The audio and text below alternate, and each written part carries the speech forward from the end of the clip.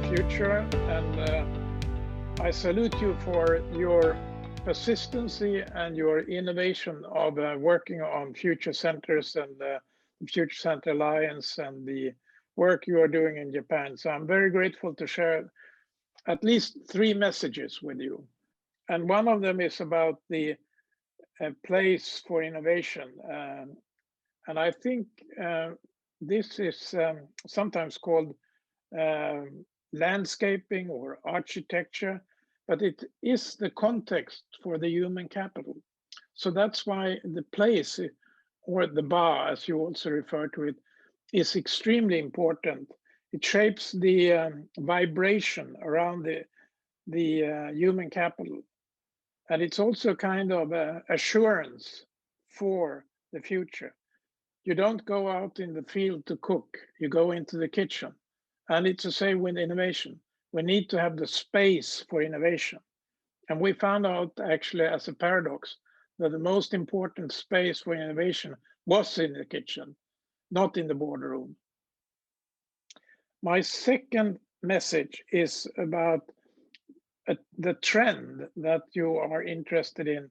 The trend will continue in the extension of COVID-19 and how. And my reading of the situation is that it has never been more important and more demonstrated the importance of innovation. We have got new vaccines in an extremely short time, global collaboration. And that is within the subject of life science. So therefore, the trend of innovation will probably move from cars, computers, and things like that into the life science. And I will give you a little observation from Center for Molecular Medicine. They are integrating astronomical technology to read and see and image the molecules, which means that you are using the outer space technology to go inside the human body. It's a very interesting knowledge journey. And this is within the framework of innovation, of course. So how are you going to see the molecule of innovation? And what kind of instruments are you going to use for it? And what kind of context are you going to have for it? The third message is related to EMIC, or the way you are working with this. And I think the core of it is at least 2 dimensions. One is that you need new metrics for the knowledge navigation of innovation. And the other one that you need salutogenic space where you enjoy.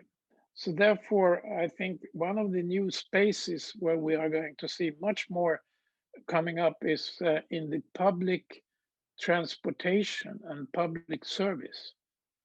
That whole sector has devoted too little to innovation and too much to maintenance and cost cutting.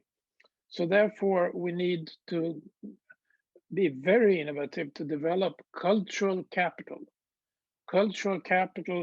of perhaps spiritual capital dimensions. And I would like to end with a little story that you can drill into, and that is the innovation of graphene.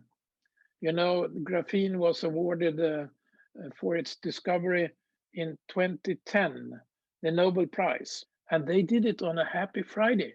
They did it in playing around in the very strict laboratory for a couple of hours. And they did it regularly. That created a totally new approach, which became known as graphene. So happy future. And I wish you a very, very well success with your work on this. And I'm happy to contribute to it.